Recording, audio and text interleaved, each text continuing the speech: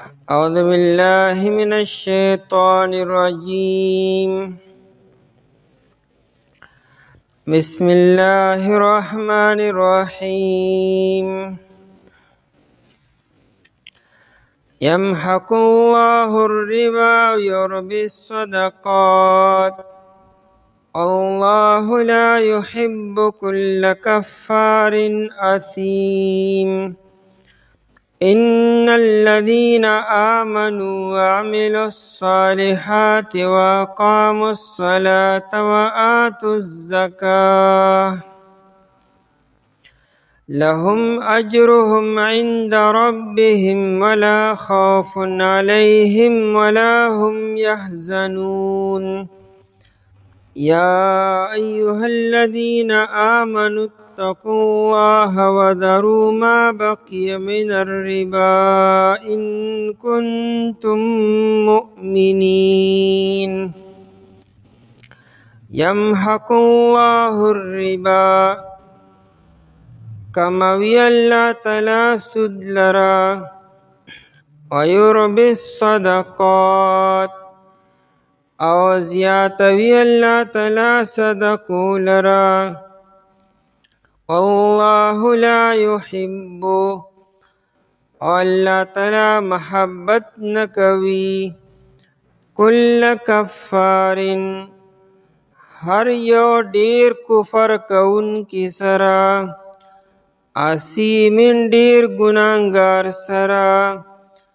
ان الذین آمنوا بیشکا کسان چی ایمان روڑ دے وعملوا الصالحات او عملون کڑی دی نیک واقاموا الصلاة او دی قائم کو من لرا وآتوا الزکاة او دی ورک زکاة لرا لهم اجرهم ددید پارا اجر ددید عند ربهم پنیز دا رب ددی ولا خوف علیہم او نبئی سیرا پدی باندے ولا هم يحزنون او نبدی غم جن کیگی. یا ایها الذین آمنوا اے ہا کسانو چی ایمان روڑ دے اتقوا اللہ او یریگے دا اللہ تعالی نا وذرو او پریگ دے ما بقیا اغا چی باقی پاتی وی من الربا دا سودنا ان کنتم مؤمنین کچریے تاسو ایمان والا. پا آیتونو کی ترغیب دے صدقو ورکولو بارکی او تنبید او یردا چی سودی معاملات پریگ دے. د سودی معاملات یو نحوست دارے چی مال کی کمی رازی او د مال نه برکت ختمیگی آفتون او بلاگانی مال باندې رازی. د صدقو د خیرات یو علامت داری چی مال کی برکت راشی پکور کے خیر و برکتون راشی امن و امان ناشی. او ملامتیار او تنبیدہ چی دا سودی معاملات بس کی پریزیں چی کلا حکم راغیں دا حکم دراتون بعد بیا سودی معاملات مکویں. دا سود دا حرمت بیان مخی آیت کی مشو اصل بیان خو مکی دور کی شویو پس سورہ روم کی آیت وما آتیتم من ربا لیربو فی اموال الناس فلا یربو عند اللہ. دا تاسو چی پسود کی کم سیواوالی ورکویں پدے کی گوڑے برکت نرازی مال نسیوا کیگی. آیت مبارکہ د فتح مکې په موقع باندې نازل شو، ځکه مکې والا اسلام کې داخل شو، طائف او حنین والا. او د طائف او د حنین او د بنو ثقیف او د مکې والو آپس کې سودی معاملاتو. نو آیت دوباره یاد دهانی وکړه چې ګوره تاسو سودی معاملات اوس اونکئ او چې دا کم شوي ری دا ختم کئ. مسله داره چې کم مخکې معاملات تاسو کړي دي او چې کم سودونه تاسو اخیستي دي خو ستاسو لپاره ټیک دي، او چې کم معاملات روان دي او معاهدې لا شوي دي او ټیم لا برابر نه دی، نو اوس به تاسو صرف اصل سرمایه واپس اخلئ. پای چې کم سود ختلی دی او تاسو لا اخیستی نه دی نو د هغې مطالبه به نه کوئ. د مال مالک به صرف اصل سرمایه واپس اخلي، او چې کم سود پای باندې که لږ دی او که ډېر ختلی دی، اگر چې اګریمنټ او معاهده مخکې شوې ده خو لا تاسو سود اصول کړی نه دی، نو اوس به نه اصولوئ، به صرف اصل سرمایه به اخلئ او آینده کې به تاسو معاهده هم د سره نه کوئ. داسې معاهده داسې معامله به چرې هم نه کوئ چې پای کې د سود شایبه هم وي. نبی علیه السلام د حجة الوداع په موقع باندې اعلان وکړو تمام صحابه کرام رضی الله تعالی عنهم مخې ته، او ویې فرمایل چې الا ان کل ربا موضوع، او یو داسې دی الا ان کل ربا، هر هغه ربا او سود چې په جاهلیت کې چا کړې ده نو ګورې موضوع هغه باطل شوه، ختم شوه.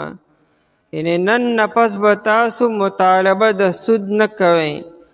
او نبی علیه السلام وفرمیل چې لومبنۍ ربا چې زه حرامومه د خپل ترو د عباس بن عبدالمطلب رضی الله عنه ربا حرامومه. عباس رضی الله تعالی عنه هم الله تعالی ډېر زیات مال ورکړو، دا ډېر مالدار صحابي و. ابو داود شریف کې روایت دی نبی علیہ السلام یو پیرا د دنه د 2 کالو زکات ایڈوانس کې اغستی و. ضرورت و نبی علیہ السلام ته، نو دته نبی علیہ السلام وی چې ته د آینده کال او د بل کال زکات مال اوس راکا، نو تا ته به 2 کالو زکات بیا معاف شي. نو مطلب دا چې حساب کتاب خو بیا به ته وروستو کې چې څومره ستا مال کې زکات راځي، خو په اندازې سره مال مخکې راکا. نو دل الله تعالی مال او دولت ډېر ورکړو عباس رضی الله تعالی عنه له. نو چونکې لا د ایمان هم نو راوړی، د جاهلیت د زمانې مطابق دم سودی معاملات کړو.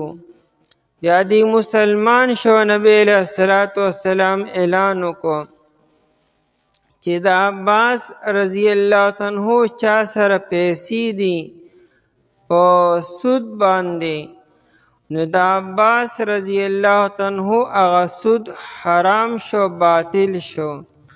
دله به صرف اصل سرمایه واپس کوي با، او چې کم سود جمع شوی دی هغه معاف دی، هغه حرام دی او باطل دی. دا 3 آیت په دې موقع نازل شو چې کله ثقیف والا بنو ثقیف چې کله اسلام کې داخل شو، نو د بنو ثقیف او د قریش او بنو مغیره سره سودی معاملاتو. بنو ثقیف هغې له پیسې ورکړوې قرض، او پای کې مدت مقررو چې کله مدت مکمل شو نو بنو ثقیف د پیسو مطالبه وکړه.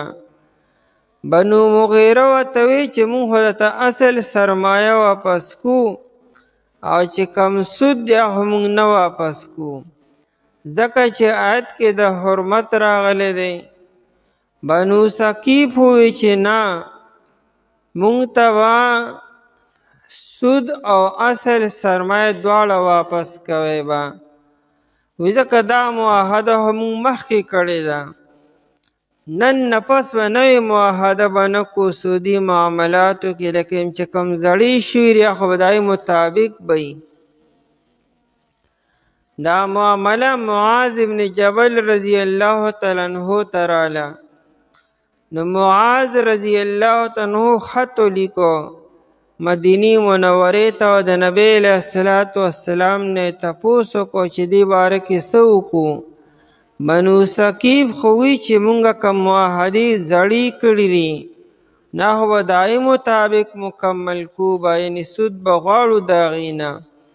او بنو مغیره انکار کی.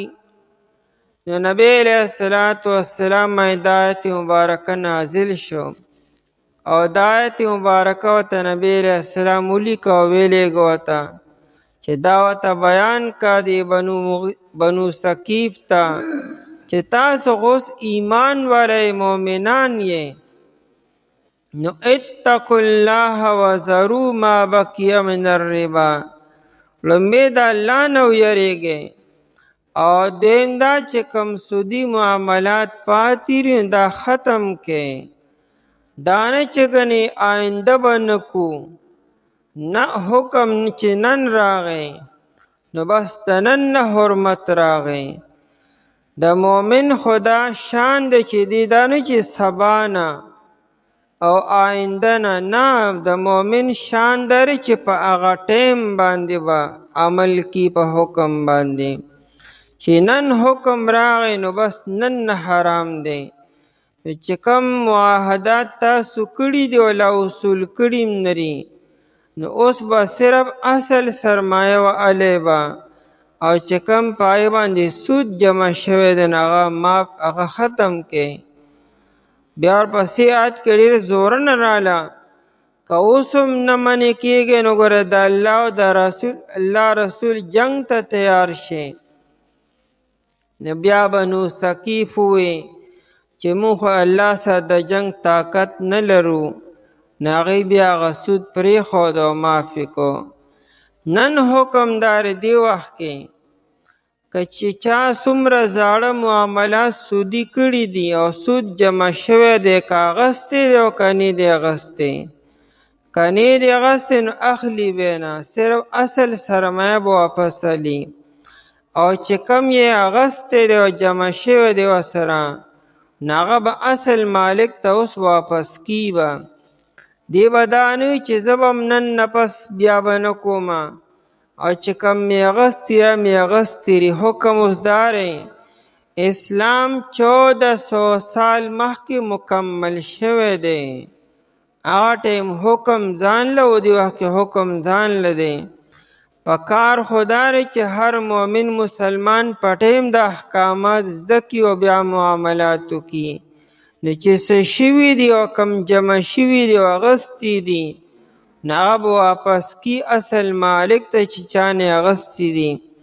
او که مالک نه دی معلومه، یا لکه بینک دی او د بینک نه راغستی لونو او کم سود یې وصول کړی دی، نو اک عمره سود چې کم پیسې دي بینک ته به نه واپس کی به، البته یو انتهایی غریب او مسکین ته هغه ته به ورکي او د صدقې او د ثواب نیت پکې نه کی. د صدقې او د ثواب نیت په حلال مال کې وي او دا حرام مال دی، په حرام مال کې باندې د صدقې او دارنګې د ثواب نیت بالکل نه کی. صرف په دې نیت به کی چې دا یو خبیث او نجس مال دی چې ځان یې لرې کړم چې زه ترې نه بېغمه شمه. نو اوس به یو سړی په دې داسې عمل نه کي چې زه چې ما چې کم کړي دی خو مې کړي صرف زباني توبه او آینده به نه کومه. زباني توبه به وباسې او د هغې تلافي به هم کوې چې څومره دې کړي د هغې صفایي به کوې هغومره پیسې به اصل مالک ته واپس کوې به او یا به یې غریب او مسکین ته به ورکوې. یمحق الله الربا. دې مخکې آیت مبارکه کې یو خبره دا هم بیان شوه ومن عاد فاولئک اصحاب النار. یعنی حکم هنن ناغی که دنن نفسم څوک دې باندې عمل کی دا ډېر خطرناک اور دی. دویمه خبره د مخکې آیت نه دا هم ثابته شوه چې جنات چې دا په انسان باندې کېناستېدی شي او په انسان باندې اثر کولی شي.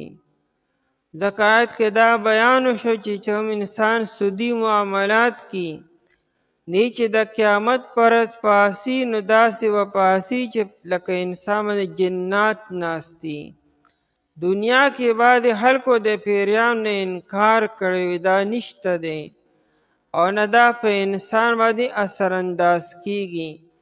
نو آیت کې تشبیه ورکړې ده لیکن آیت نه دا معلومه شوه چې پیریان په انسان باندې کېناستېدی شي او انسان ته نقصان هم ورکولی شي او انسان لیونی کولی هم شي او په انسان باندې قسمه قسم بیمارۍ راوستی شي. دا سعد بن عباده رضی الله تعالی عنہ چې دی دا د خزرجو لوی سردار دی. دی یو ځای کې مړ وموندلی شو ملک شام کې او د باندې د مرګ څه علامات نو. خلک حیرانو چې دی په څه باندې مړ شو. نو هلته دی یو شعر واورېدو یو جني یو شعر ووی چې قتلنا سید الخزرجیه مونږ د خزرجو سردار سعد رضی الله تعالی عنہ مونږ قتل کو. نو هغه پیریانو دې قتل کړو پس خبره باندې نو دا دی قتل هم کولی شي انسان وجلم شي. الله پاک اختیار ورکړی څنګه چې انسان ته دیرم اختیار ورکړی دی څنګه چې یو انسان بل انسان قتلولی شي یو انسان بل انسان پریشرایز کولی شي یو انسان بل انسان باندې اثر انداز کیدی شي دارنګې دیم کیدی شي. مکمل با اختیار هم نه دی د الله تعالی د اختیار د لاندې دی لیکن دا کیدی چې انسان باندې کینی مو انسان ته نقصان ورسی. دی معتزله د جناتو نه انکار کوي دا نشته دی. قرآن کریم باقاعده مستقل صورت نازل کړي سورة الجن چې دا موجود دی او دا شته دی. یمحق الله الربا. محقا معنا کمیدلو چې یو څیز رو رو کمیږي تر دې چې ختم شي او فنا شي ته محق ویل کیږي. لکه دا سپوږمۍ چې د 15مې نه واوړي نو دا بیا هره شپه رو رو کمیږي هره شپه چې بل راځي دا نورم کمی بیا نورم کمی شي تر دې چې په 2928 باندې بالکل ختم شي او فنا شي ښکاري هم نه. دې ته محاق ویل کیږي. محاق رو رو کمیدو ته وي. یمحق الله الربا. الله تعالی کموي الربا سود لرا. نو ګوره قرآن کریم یمحق وي الله تعالی یکدم چې دی نو سود نه ختمي یکدم نه خرابي دا رو رو کمیږي. انسان په ظاهره کې خوشحالیږي یو حساب کتاب کې چې ډیر شوي او دومره شوي لیکن الله تعالی دا رو رو کمیږي. ابن مسعود رضی الله عنه فرمایي چې دا ربا په شروع کې ډیر وي وین کثر اگر چې ډیر وي لیکن تسیر الی کل اخره کې به دا بالکل کم شي او فنا بشي. یا د یمحقو بله معنا ده چې برکت یې کمیږي. رو رو چې څومره سود سیوا کیږي نو برکت رو رو کمیږي، تر دې چې هغه مال ټول په ټوله حرام شي، هغه اصل سرمایم په حرامو کې لت پت شي، نو برکت مکمل ختم شي، نو خالص حرام او مردار مال شي، نو هلته برکت د کم ځای نه راشي. یمحق الله، الله تعالی کموي یا برکت ختموي الربا سود لره. مال د انسان د فیدې لپاره چې انسان ته فیده ورسی، انسان ته سکون ورکړي، د انسان ضرورت برابر شي. مال د دې لپاره دی. او دغه مال د لاسه دی بیا سبا پریشان وي، د هغې د لاسه بې برکتي کور کې جنگ جګړې او فساد وي، نو دا د مال د وجې نه چې هغه په ناجایزه طریقې سره راغلی دی، نه خامخا هغه بې برکتي کور ته راوړې ده، نو په دې کور کې چین او سکون او اطمینان نه وي. مال ښه ډېر وي بیا یې باوجود بې برکتي وي. نن دنیا کې انسان وګوري، دا نه چې مال ګنې کم دی، ډېر زیات دی. هر امیر او غریب سره مال ډېر دی، لیکن د هغې باوجود سکون او اطمینان نشته. پکار خدای چې اطمینان او سکون نن سبا ډېر وي، چې چا سره ډېر مال هغه سره ډېر سکون او ډېر چین او ډېر اطمینان وي، حالانکې هغه نور هم زیات پریشانه دی. نو سکون او اطمینان په حلال مال کې دی. په ناجایزه او په غلط طریقې سره چې کوم مال راغلی دی، هغې سره سکون او اطمینان ته کور ته نشي راوړي. اسباب به راوړي، ښکلی کور به جوړ کړي، ښکلی اسباب او وسایل به راوړي، لیکن سکون او اطمینان په پیسو نشي راوړي. هغې لپاره دا ضروري دی چې دا مال د حلال طریقې سره راغلی وي. بل دا چې بیا دې بې برکتي وروستو اولاد ته بیا منتقل شي، دی هم دا کار وکړو، بیا وروستو اولاد د هغې نه زیات پریشانو کې وي، بیا د هغې اولاد د هغې نه زیات پریشانو کې وي. یمحق الله، الله تعالی ختموي او کموي الربا سود لره، ویربي الصدقات، او سیوا کوي او زیاتوي الله تعالی صدقو لره. صدقې الله تعالی نور هم سیوا کی، دنیا کې هم سیوا کیږي، آخرت کې هم سیوا کیږي، اجر یې سیوا کیږي، ثواب یې سیوا کیږي، برکت سیوا کیږي. والله لا يحب كل كفار اثیم. نبی علیہ السلام فرمایي چې کله انسان د حلال مال نه صدقه وکړي، نو د حدیث الفاظ در چې الله تعالی په خپل ښي لاس کې والي، لکه څنګه چې ته چاله صدقه ورکړې هغه تا ته ښي لاس نیسي، ګس لاس نه نیسي، او په ښي لاس کې ستا نه صدقه اخلي، نو بلا تشبیه الله جل شانه دغه مال او دغه صدقه په خپل ښي لاس کې والي، نو مطلب دا چې ډېر ښه طریقې سره قبوله کړي.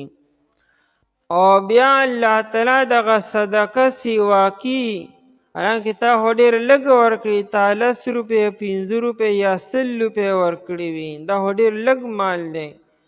الله تعالی سیوا کړي تشبیه ورکړې ده، وی لکه څنګه چې تاسو د اسپې او یا تاسو د اوښې بچې چې هغه لویوئ، تاسو لوی اوښه ترې جوړه شي، لویه اسپه ترې جوړه شي، وی دغه رنګې د دغه لږې صدقې نه الله تعالی یو د احد د غر برابر صدقه جوړه کړي، او دا به د انسان ته سبا قیامت کې بیا ملاویږي.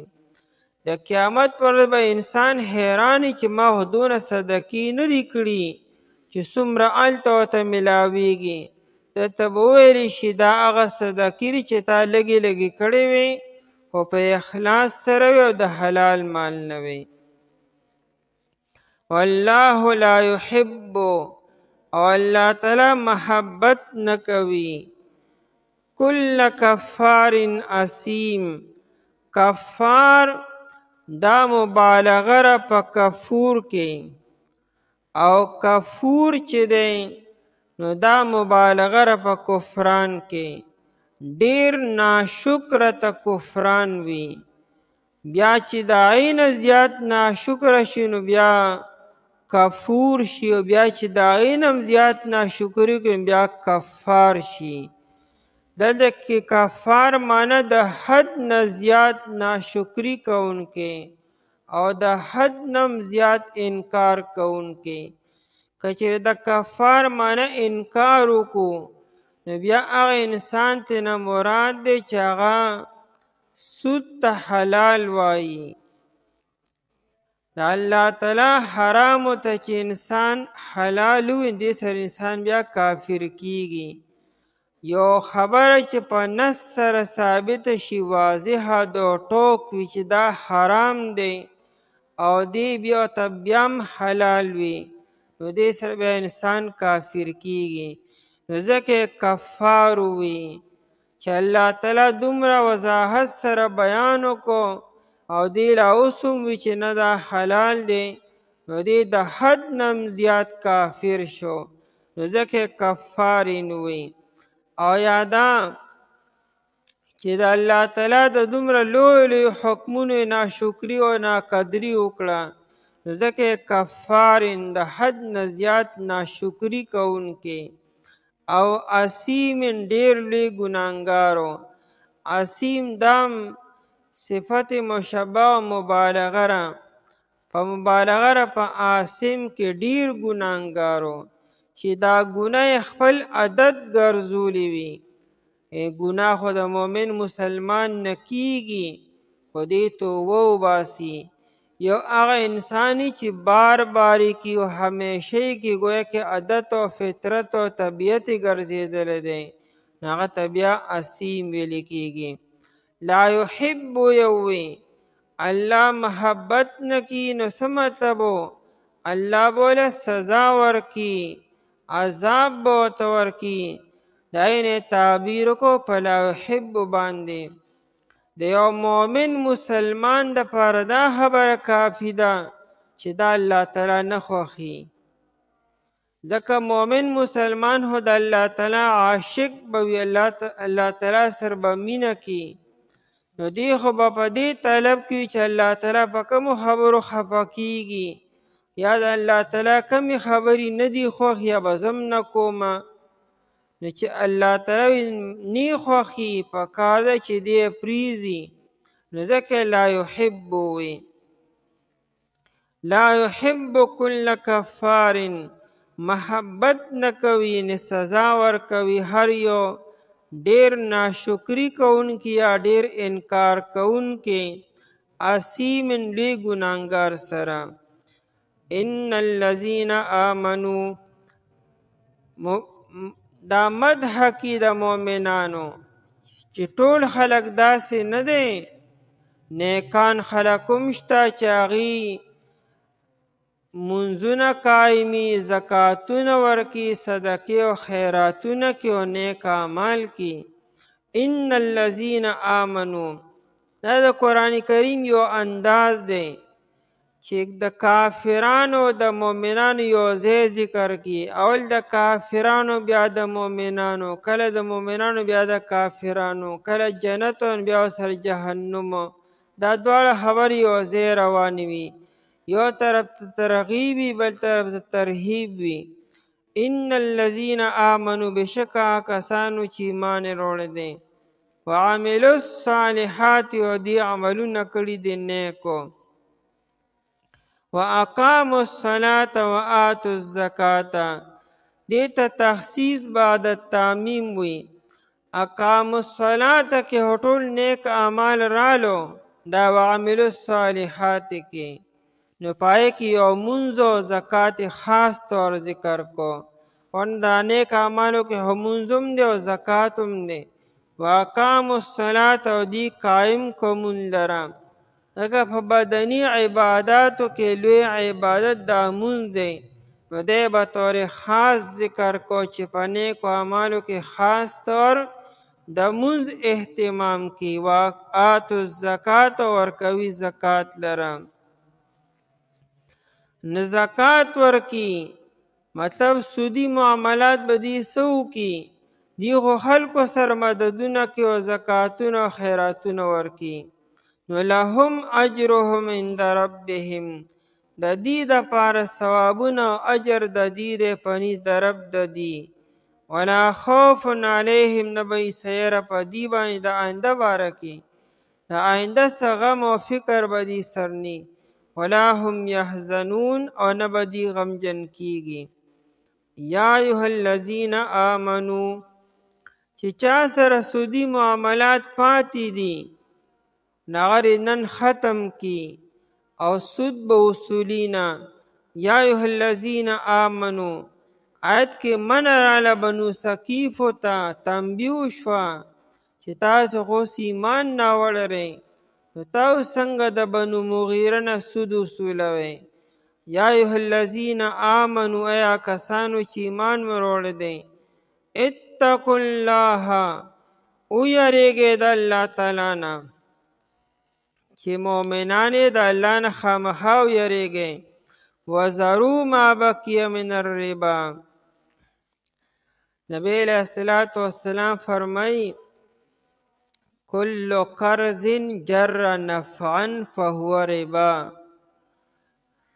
ناشنا تعریف د ربا وکوي، هر هغه قرض چې پای سرتا نفع حاصل کړه که په هره طریقې سره یې، په کم قرض چې تا د مقروض نه نفع حاصل کړه و دا ربا او دا سود دی. که ته ترې خدمت اخلي، که ته ترې مالی منفعت اخلي، یا ته ترې بل طریقې سره د هغې نه څه فایده وصولۍ، به دا په ربا کې داخل دی. کل قرض جر نفعا فهو ربا. موطا امام مالک کې یو روایت دی، عائشی رضی الله تعالی عنها ته یو زنانه عالیه هغې وی ما په زید ابن ارقم رضی الله تعالی عنه باندې وینځه خرڅه کړه په 800 درهم باندې، او پای کې ورسره ما نیټه مقرره کړې وه چې مثال کال او یا 6 میاشتې. نو هغه ما لا پیسې نه دي راکړي، 800 درهم ما ورله وینځه ورکړه. نو بیا زید ابن ارقم رضی الله تعالی عنه نه ما هغه وینځه واپس واغسته، حالانکې ما له هغه لا پیسې نه دي راکړي. نو ما ترې بیا واپس واغسته په 600 درهم باندې، یعنې گویا کې هغه ما له 200 درهم وروستو راکیبه. نو دا بیع ټیک ته جایز ده. نو عایشې رضی الله تعالی عنها وی چې ګورې زید ابن ارقم ته ووایه که چېرې تا توبه ونه باسله نو ستا هر څه ضایع شو، ټول اعمال ستا ضایع شو، برباد شو. دا خو تا عین ربا کړې ده چې تا یو څیز خرڅ کړی دی په ګران قیمت باندې، تا لا پیسې نه دي وصول کړي او تی واپس د هغه نه بیا په کم قیمت باندې اخلي، خو دا ربا ده که نه، چې ظاهري الټ پیرو مو کو، ظاهري خبرې مو کړو، دکه هغه 200 درهم پکې تا سیوا واغستو. نو دا جایز نری. هغه ورته ووایي، عایشې رضی الله عنها ورته ووایي چې زید ابن ارقم ته ووایه توبه وباسه د دې نه، او د عقد ختم کې، واپس کې، بیا وینځم واپس کې، خبره مکمل ختمه کې، کنی نو ستا هغه ټول نیک اعمال برباد شو، ضایع شو. دا معاملات هم شروع دي چې انسان چا باندې یو څیز خرڅ کي او هغه نه لا پیسې نی وصول کړي او بیا د هغه نه په کم قیمت باندې، دا جایز نه دي. دیتا غینا وی. نبی علیہ السلام فرمایي اذا تبایعتم بالعینا، چې کله تاسو عینا معاملات شروع کړو او دارنګې نورې خبرې بیان کړې، دام علامات د قیامت نه دي چې داسې معاملات به شروع شي، یعنې د سود د حلالولو مختلفې طریقې به وي. آیت کې بیان دی دا پریزې ارسو چې په کومه طریقې سره تاسو کوئ. وزرو پرېږدئ تاسو ما بقي هغه چې باقي پاتې من الربا د سود نه.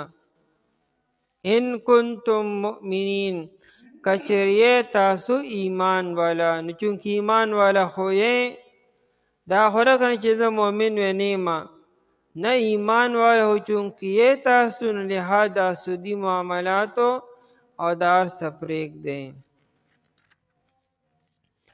الله تعالی ختموي ربا لره او زیاتوي صدقو لره. الله تعالی محبت نه کوي هر یو ډیر انکار کوونکي ډیر ګناهګار سره. یقینا هغه کسان چې ایمان یې وروړی دي، عملونه یې کړي دي نیکو، او دی قایم کومون لره ورکه زکات لره، د دې لپاره اجر ډېر په نزد د رب د دي، او نه به یې سیره په دې باندې او نه به دې غمجن کیږي.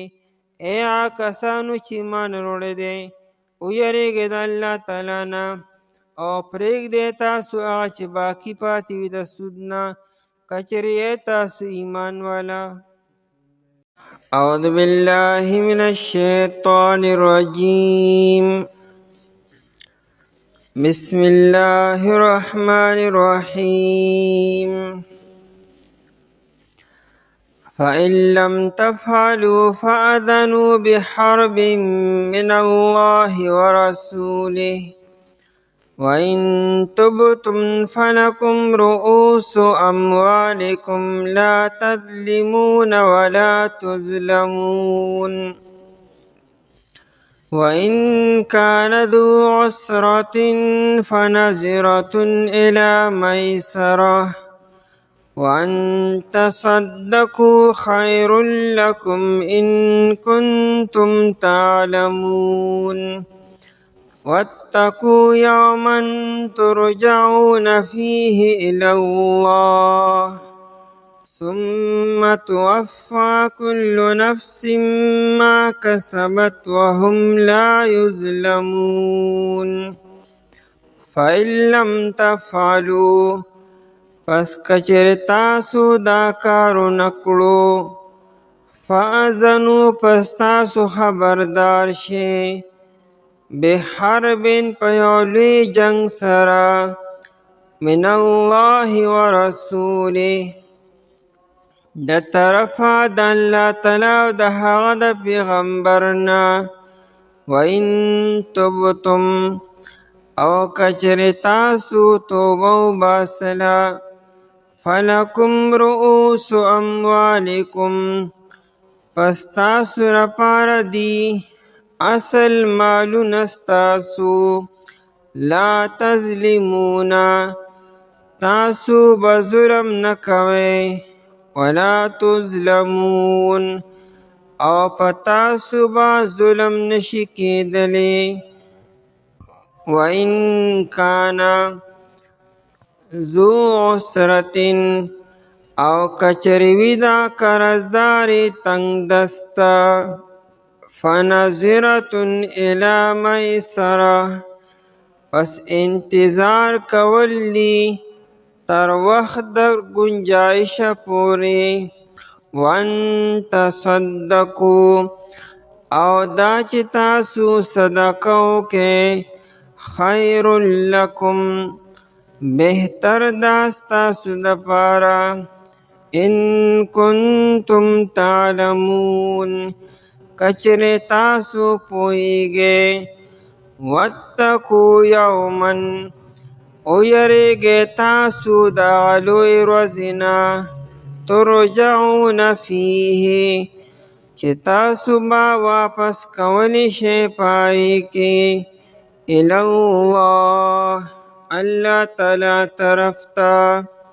ثم توفى، بیا پورا ورکولی شي، کل نفس هر یو نفس ته ما کسبت هغه څه چې ده کسب کړي دي وهم لا یظلمون او حال دارې چې دی سربا ظلم نشي کېدلی.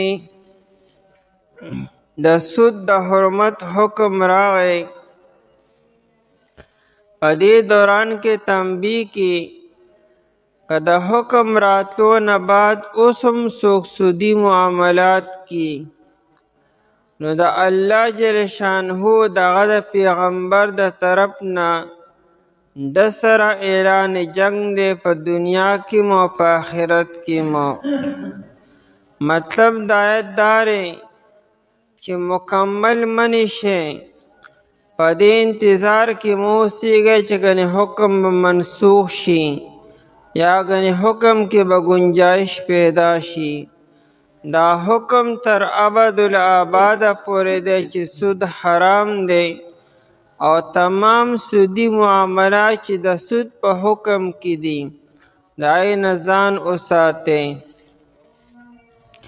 اصل کې د بنو ثقیفو او د بنو مغیره منځ کې سودی معاملات شوي وو. بنو ثقیفو چې کله ایمان نوړو نو نبی علیه السلام ته دی یو شرط ولګو چې مونږ ایمان نوړو خو تر ننه پورې چې مونږ کوم سودي معاملات اګریمنټ او معاهدې کړي دي نو د هغې سود به مونږ وصولو به. ها آینده د اسلام نه بعد بیا نور معاملات به نه کو. امام ابن عاشور رحمه الله په خپل تفسیر کې دا لیکلی دی چې دی بنو ثقیفو دا شرط ولګو چې ټیک ته آینده نوې معاملات به مونږ نه کو چې کوم زاړه مونږ کړي دي نو دغه سود به مونږ وصولو به. نبی علیه السلام په خپل اجتهاد باندې ورته ووایي چې زه ټیک ته چونکې ردی باره کې دغه وخت کې دا صراحتا حکم لانو. بیا چې کله ټیم راغی د چې کوم معاهده څومره ټیمه پورې شوه ټیم برابر شو او دی د بنو مغیرو نه سودي قرضو مطالبه وکړه سره د سوده. بنو مغیرو انکار وکړو چې مونږ خو اصل سرمایه واپس کو هغه سود چې جمع شوی رانه واپس کو. واقعه معاذ بن جبل رضی الله تعالی عنہ ته راله. هغه د مدینې منورې ته خط رالیږو. نبی علیه السلام دا آیتونه نازل شو چې نه حکم اوس دې وخت کې دا دی چې د نن نه مخکې څومره معاملات تاسو کړي دي او لا سود تاسو وصول کړی نه به وصولوئ. صرف اصل سرمایه به وصولوئ او پای چې کم سود جمع شوی دی که لږ دی او که ډېر دی هغه به نه وصولوئ. اصل سرمایه چې کم اصل پیسې تاسو قرض ورکړي هغه وصولولی شئ.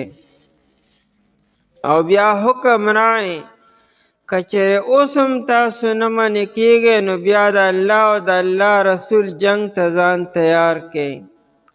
نبی علیه السلام چې دا آیتونه ولیکل او هغې ته یې ولېږلو نو بنو ثقیف ووایي چې لا ید لنا بحرب الله ورسوله مونږ خو د الله او د الله رسول سره د جنگ طاقت نه لرو چې جنگ وکړو. نو هغې وایي چې بس ټیک ته هغه سود به نه وصولو اصل سرمایه به وصولو به. بیا دی بنو مغیرو نه د اصل سرمایه مطالبه وکړه چې مونږ اصل پیسې خبره کوي. هغې دغه وخت کې تنگ دست او هغې سره اصل سرمایه هم نه وه. نو بنو مغیره ورته وایي چې مونږ ته مهلت راکوئ. زمونږ دا باغونه دي دا میوې چې کله مونږ وشوکو نو د هغې نه به مونږ تاسو ته اصل سرمایه واپس کو. بنو ثقیف وویل چې نه دا هم نشو کولی، مونږ درته سود پرېښودو نو مزید مهلت مونږ نشو درکولی.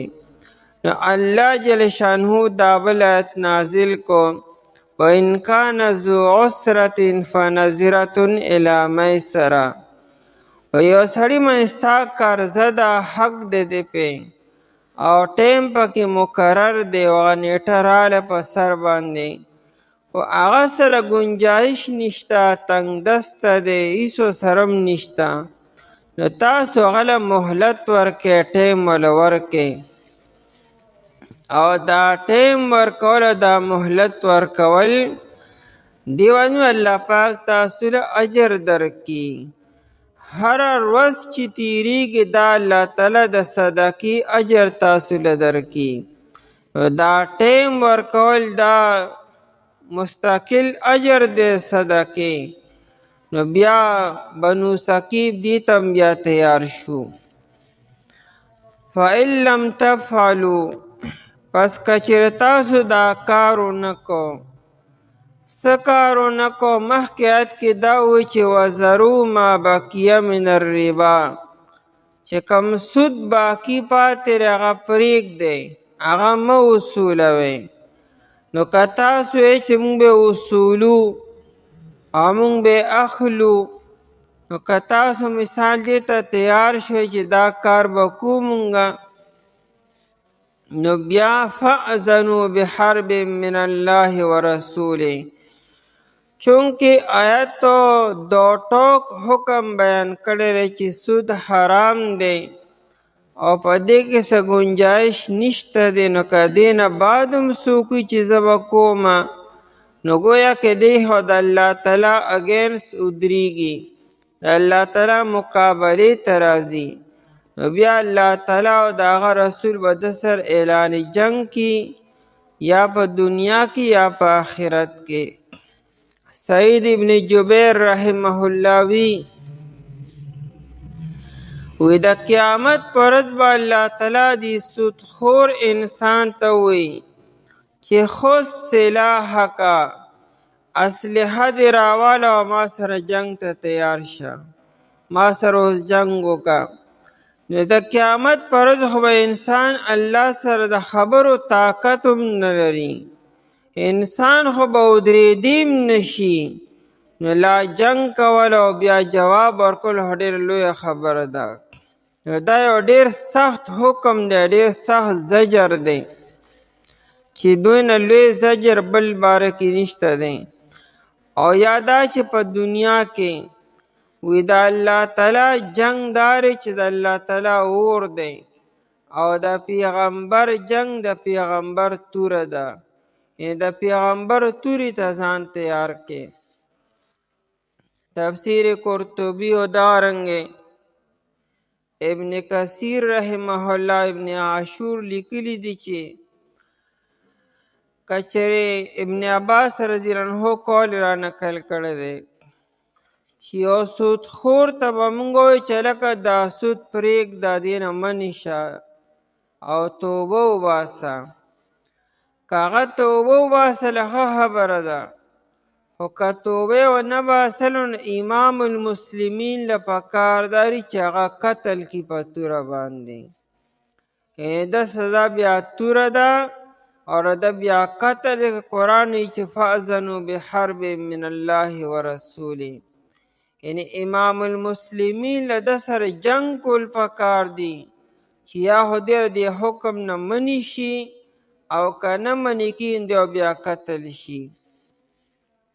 فأذنوا بحرب، خلق به د خپل ځان نه توره نه رالي، قانون به یو انسان په خپل لاس کې په خپله نالي چې ګنې بس شروع شو جنگ به شروع کو. دا امام المسلمین او قاضي به دا کار کې، حاکم وقت شو، قاضي شو، امام المسلمین او خلیفه، دا د هغه ذمه داري ده.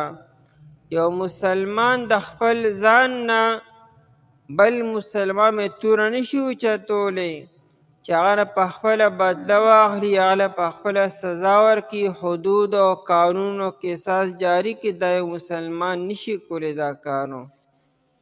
فاذنوا پس تاسو تیار شئ، یعنی خبردار شئ. فاذنوا پس تاسو خبردار شئ یا تاسو اعلان وورئ. بحربن، حربن کې دا تنوین د پاره د تعظیم د یو لوی جنگ من الله و رسوله، د الله او د الله د رسول د طرف نه. ځکه دا د الله تعالی حکم مقابله کې ودرېدل دي، نو الله تعالی بیا د سر اعلان جنگ کی. یا په دنیا کې چې پیغمبر ته به حکم وي د سر جهاد وکړه، د پیغمبر د تورې د لاندې به راشي، دا د الله تعالی طرف نه سزا شوه. او چې مړ شو جهنم ته به ځي. نبی علیه الصلاة والسلام چې کله وفات شو، نو څه قبایل مرتد شو او څه قبایلو د زکات نه انکار وکړو، او څه قبایل داسې چې هغوی زکات به ورکو خو بیت المال ته به نه ورکو، موږ به خپله به جمع کو او په خپلو کې به تقسیمو. هغه زمانه کې حکم دا و چې زکات به یو سړی په خپله نه وباسي او نه به خپل کلي کې تقسیمي، دا بیت المال ته جمع کیږي، د بیت المال نو بیا په پوره مسلمانو به تقسیمیږي. ابوبکر صدیق رضی الله تعالی عنہ لښکر تیار کو، چې لومبې خو هغه خلکو سر جهاد کو چې کوم خلکو د زکات نه انکار کړی دی، نو هغوی سره جهاد کو. نو دا یو سړی مسلمان دی، کلمه گو دی، لیکن هغه د اسلام د یو حکم نه انکار کی، دا خلاف به مسلمانان بیا جهاد بکی. لکه ابوبکر صدیق رضی الله تعالی عنہ د زکات منکرینو مقابله کې جهاد کړی دی. دلته یو سړی مسلمان دی لیکن دا کار کی، نو هغه خلاف به مسلمانان بیا توره راخلي او جنگ بکی، دا خلاف چې هغه توبه طائب شي. بحرب من الله و رسوله، دیو لوی جنگ سره د الله تعالی او د هغه د رسول د طرف نه. وَإِن تُبْتُمْ، او کچر تاسو توبه وباسله، د توبې نه مراد دا وَإِن تَرَکْتُمْ، یعنې تاسو دغه سود پرېښودو، په حکم باندې عمل وکړو، نو بیا الله تعالی چا سره ظلم او زیاتی نه کی. چې تاسو توبه وباسله، الله تعالی تاسو له نقصان نه درکړي. تاسو ته وی چې کوم ستاسو اصل پیسې جمع شوي دي مکروس سره، څومره دي، هغه ټولې به تاسو ترې وصول کې، بیا اصل سرمایه به وصول کې، پای چې کوم سود جمع شوی دی، سود در سود چې څومره دی هغه به پرېږدئ، به نه وصولوئ. فلکم رؤوس اموالکم، پس تاسو لپاره رؤوس جمع د رأسن ده، رأسن سر ته ویل کېږي، دلته معنی اصل ده. نو رؤوس اموالکم سرونه د مالونو ستاسو دي، یعنی اصل مالونه ستاسو، اصل سرمایه ستاسو چې کوم تاسو ورکړې ده به طور قرض، هغه به واخلئ او باقي سوا پیسې به یې ته پرېږدئ. فلکم رؤوس اموالکم، پس تاسو لپاره اصل مالونه ستاسو دي، هغه ستاسو حق دی، هغه ترې واخلئ. لا تظلمون، تاسو به ظلم نه کوئ، تاسو به ظلم نه کوئ په بل چا باندې چې د هغه نه سیوا وصول کوئ، نه په حیلو سره، نه په تدبیرونو سره، نه په باطلو حیلو سره، بس چې کم اصل پیسې سرمایه جمع کړئ هغه ترېنه واخلئ، او چې څومره سود په دې باندې جمع شوی دی د هغې د جایز کولو دپاره حیلې مه جوړوئ، بس هغه پرېږدئ. لا تظلمون، تاسو ظلم مه کوئ. نبی علیہ الصلوۃ والسلام فرمای یأتی علی الناس زمان، په خلکو به داسې زمانه راشي چې هیڅوک هم به د سود نه باقي پاتې نشي، الا اکل الربا، هیڅ یو تن به داسې پاتې نه یا به خامخا سود خوري، او که چیرې خوري یې نه نو کم از کم د سود دا غبار او گرد خو به پرې خامخا پرېوځي به. څه مطلب؟ معاشره کې به سودي معاملات زیات شي او بیا مختلف نمونه به ورله ورکړی شي، مختلف طریقو سره به هم سود به وي، لیکن نمونه به یې بدلیږي به او نمونه ورله نوي نوي ورکي به. لکه یو انسان ځان ترېنه ساتیم لیکن په اشتباه کې په شبهه کې به مبتلا شي. ځکه قرآن لا تظلمون، تاسو به ظلم نه کوئ چې په بل چا ظلم وکړئ چې ورګه په بلې طریقې سره وصول کما، دا به هم نه کوئ. ولا تظلمون، او په تاسو به هم ظلم نشي کېدلی چې کوم اصل سرمایه چې هغه تم کمه کي، اصل سرمایه به ته نه کمی. یا د ولا تظلمون دا معنی هم ده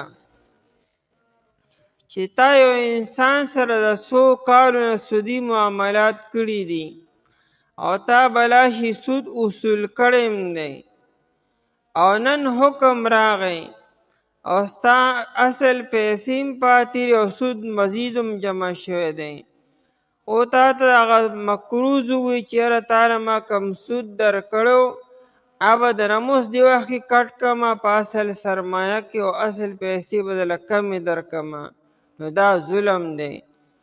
تر اوسه چې تا کوم وصول کړی دی هغه وصول شوی دی، هغه به واپس کوې به نه، چې کم پاتې دی هغه به ترېنه نه وصولوي، اوس به صرف اصل سرمایه به د هغه نه واپس اخلي. ولا تظلمون، او تاسو سره به ظلم نشي کېدلی. دا خبره مونږ مخکې هم کړې وه. دا ګورې د نبی علیه السلام د زمانې خبرې دي. نن سبا که داسې معاملات چا تر اوسه پورې کړي وي، که هغه 10 کاله مخکې، که 20 کاله مخکې، که 50 کاله مخکې، او نن د مسلې نه خبر شو، د دې به دا نه وي چې زه ټیک ته نن نه مزید سود نه اخلم او زوړ ما ته معاف دی. دی به نن حساب کتابو کې 20 کاله مخکې، 50 کاله مخکې چې څومره سود یې اخیستی دی هغه به راجمع کي او د هغې د ادایګۍ به کوشش شروع کړي چې اصل مالک ته یې واپس کړي، که په لږه لږه وي که په ډېره ډېره باندې وي. دی به اراده وکړي، کوشش به وکړي، الله جل شانه ورته وسایل برابر کړي او په یو طریقې سره به خلاصې شي. وَإِنْ كَانَ ذُو عُسْرَةٍ، آیت خو د بنو ثقیف باره کې نازل شوی و چې بنو ثقیف اول وی چې نه اون خو به اصولو به، نو چې هدایت راغی نو هغه وی زه ټیک ته مونږ خو الله سره او د الله رسول سره جنګ طاقت نه لرو، نو لحاظه مونږ ټیک ته سود نه اصولو. لیکن هغوی بیا بنو مغیره ته وی چې مونږ له اوس اصل پیسې زر راکې شابه، ځکه زمونږ پیسې تاسو سره بندیوانې دي، مونږ له اصل سرمایه واپس کې. بنو مغیره سره هغه ټیم کې سنو لاس یې تنګ و. بنو مغیره ورته مونږ له مهلت راکې، زمونږ دا باغ او میوې دي چې کله دا پخې شي مونږ یې وشکو، د هغې نه به مونږ تاسو ته ادایګي وکړو. هغوی وی نه مونږ مزید انتظار نشو کولی. الله تعالی دا بل آیت نازل کو. نو آیت خدایي باره کې دی لیکن حکم یې عام دی. هر یو انسان چې ستا په حق دی، تا په ځمکه خرڅه کړې را، څاروی دې په خرڅ کړی، بل څیز دې په خرڅ کړی، یا له تا پیسې قرض ورکړي دي او په هغې کې ټیم مقرر دی، مدت پکې دی، او مدت برابر شو نو د هغه نه مطالبه وکړه، خو په جایز طریقې سره مطالبه وکړه، په نرمه باندې. اوس که چېرې هغه سریعي او تاله نه درکړي، یعنې هغه سره ستا حق شته دی خو تالی نه درکي. نو د هغه باره کې بیا نبی علیه السلام دا وایي چې مطل الغني ظلم. یو غني انسان دی یعنې هغه سره پیسې شته چې هغه د مال مالک ته خپل حق واپس کی خو بیا هم نه ورکوي، دا ظلم او زیاتي کی. مطل الغني ټال مټول کول د مالدار انسان دا ظلم دی. تا د دکاندار نه سودا راوړې ده، چا نه د قرض پیسې راغستې دي او ټایم برابر دی، یا هغه ته مطالبه کې او تا سره شتې بیا هم نه ورکوې، وی دا ظلم دی او زیاتی دی. او د ظلم باره کې نبی علیہ السلام فرمای الظلم ظلمات یوم القیامه. د قیامت په چې لوی لوی تیارې به وي، یو تیاره به دا ظلم هم وي. نو تا نه خو پکار چې ته پیسې اصل مالک ته واپس کا. دا نن سبا چې بې برکتي ده، د هغې یو وجه نن سبا دام ده. د بې برکتۍ او د نحوست او د سپیروالي یو وجه دې وخت کې دام ده چې خلکو سره پیسې وي او بیا هم د مال مالک ته خپل مال نه واپس کی. قرض یې راوړی دی، سوداګانې راوړي دي، هغه غریب به 5 کاله او 10 کاله به انتظار کی او دی به ورله نه ورکي او شته ورسره او بیا هم نه ورکي. دا بې برکتي دې وجې نه هم ده. په غم کې دیګونه پاخه کړي دي، نو چا ورته جوړجي پخوه. په واده کې میخ حلالې کړي، چا راته چې حلاله وه. او د هغې هغه پیسې لا اوس هم نه ورکي. 2 کاله او 3 کاله ماشومان ماشاءالله لوی شو، هغې له خیره سره سپارم خلاصه کړه، په حفظ سبق هم ووی او لا د پلار د واده پیسې لا پاتې دي. نو دا اصل پیسې مالک ته واپس کول چې د سره شته واپس که، دا ظلم او زیاتې دی. خو که چېرې هغه سره نشته، تنګ دسته دی او یقینا مکروز دی او غریب دی، دا خپله ګزارم نه کیږي، نو بیا د مال مالک دپاره حکم دا دی چې ته هغه ته انتظار وکړه، هغه له ټیم ورکه، مهلت وله ورکه. سختی مه کوه، بېعزتي مه کوه، کنځلې ورته مه کوه، ګالم ګلوچ مه کوه. د هغه به هم یو عزت به وي په معاشره کې، بیا هغه له مهلت ورکوه. او دا مهلت ورکول دې کې هم الله تعالی اجر درکړي. بلکې ابن عاشور لیکلی دی چې که چېرې یو غریب دی، تنګ دسته دی او بلکل کمزوری دی، تاله هېڅ هم نشي درکولی، نو بیا دا مهلت ورکول واجب دي. خامخا به هغه له مهلت ورکوې، که مهلت نه ورکوې ته ګنهګارېږې چې د هغه نه ته مطالبه کوې. نبی علیه السلام فرمایي مخکنو امتونو کې یو سړی و، هغه وفات شو. فرشتو ورته یو نیکي دې کړې را، دا بخاري کې دا رواج 100 پیرې راغلی دی. وی څه نیکي دې کړې را؟ هغوی نه هېڅ نیکي مې نه راکړی. وی نه ته وګوره که نه یو نیکي دې نه راکړی؟ وی یو نیکي مې نه راکړی. بیا هغه سړي دا وایي چې جي زما سره پیسې وې، مال و را سره، هغه ما خلکو له قرض ورکولې به، خلکو مسجدونه خرڅولو، هغې ته پیسې پاتې وې. نو ما خپل نوکرانو ته دا حکم کړو چې یو سړي ته زمونږ حق دی او هغه تنګ دسته دی او غریب دی، هغه سره بلکل نشته، نو هغه ته بیا پیسې معاف کړې مال یې نه. او که یو انسان سره شته لیکن وقتي طور باندې لاس یې تنګ دی، شته ورسره خو په دغه وخت کې ورسره نشته دی، نو هغه ته بیا مهلت ورکوئ. نو فرشتو وی دا غټه نیکي ده که نور نیکي څه ته وایي؟ نو الله جل شانو فرشتو ته حکم وکړو چې د زما بندگانو سر نرمي وکړه، تاسو د سر نرمي وکړئ. تجاوزوا عنه، د ده نه تجاوز وکړئ، سختي ورسره مه کوئ په حساب کتاب کې او په سوال جواب کې. وی الله تعالی دغه سړي ته په دې خبره باندې معافي وکړه. نبی علیه الصلاة والسلام فرمایي، عمران ابن حسین رضی الله عنه روایت دی، من کان له علی رجل حق، چې د یو سړي په چا باندې څه حق دی او فاخره، دغه ته مهلت ورکو، ټیم یې ورته ورکو، کان له بکل یوم صدقه، الله تعالی دله روزانه د صدقې برابر اجر ورکي. او بل روایت کې نبی علیه الصلاة والسلام فرمایي چې من انظر معسرا، چا چې یو تنګ دسته ته مهلت ورکو، ټیم یې ورته ورکو، او وضع عنه، یا هغه ته هغه پیسې معاف کړي چې هغه سر نه وي، نو اظله الله فی ظله یوم لا ظل الا ظله، الله تعالی به دله په هغه ورځ په خپل سوري کې ځای ورکړي چې په هغه ورځ باندې د الله تعالی د رحمت د سوري نه علاوه بل سوري به نه وي، چې د صرف یو مسلمان سره، یو انسان سره نرمي کړې ده، هغه ته مهلت ورکړی دی، یا هغه ته معافي کړې ده.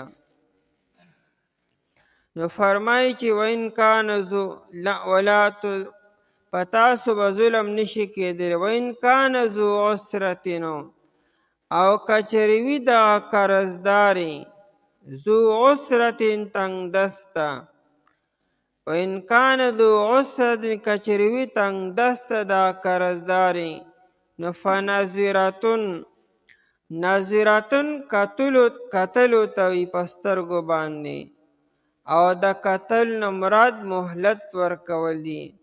مونږ پښتو کې لکه لږ ماته لږ وګوره، مطلب سره ماته لږ انتظار وکړه، نو فنظرتن پس انتظار کول دي، الی میسرتن، ته میسره د یسر نه دی، او یسر اسانې ته وي، نو اسانی کله راځي چې کله تنګي ختم شي، الی میسرتن، تر وخت تر اسانې پورې، تر گنجایشه پورې. نو فنظرتن یا واجب دی او یا مستحب هوا چې انسان مهلت ورکی چاته. وان تصدقو، او دا چې تاسو صدقه وکئ، بلکې بهتر خدا چې معافي ورته وکئ، صدقې نه مراد ده حق ورته معاف کئ. وان تصدقو، او دا چې تاسو صدقه وکئ یعنې معافي وکئ، خیر لکم، دا بهتر دی ستاسو لپاره، ځکه په آخرت کې به الله پاک تاسو له ډیر اجر درکړي. الله به تاسو ته معافي وکړي چې تاسو دنیا کې خلکو ته معافي وکړئ. ان کنتم تعلمون، که چېرې تاسو پوهیږئ. واتقوا یوما، آیت کې عمومی حکم دی هر چاته، که مسلمان دی او که کافر دی او که بل څوک دی، ویریږئ د هغه ورځې نه، یومن عظیما، د هغه لویې ورځې نه، ځکه ورځ خو روزانه راځي، وی دا کومه ورځ ده؟ د هغه لویه ورځ ده چې مراد ترې د قیامت ورځ ده. دا آیت مبارکه د قرآن کریم اخرانی آیت ته چې نازل شوی دی. بخاری کې روایت دی، ابن عباس رضی الله عنه فرمایي چې اخرانی آیتو چې دای نه پس د قرآن سلسله بند شوه، نغه دا آیت مبارکه ری، واتقوا یوما ترجعون فیه الی الله. او نبی علیہ الصلوۃ والسلام کاتب ته وی چې دا آیت مبارکه په دې ځای کې ولیکه.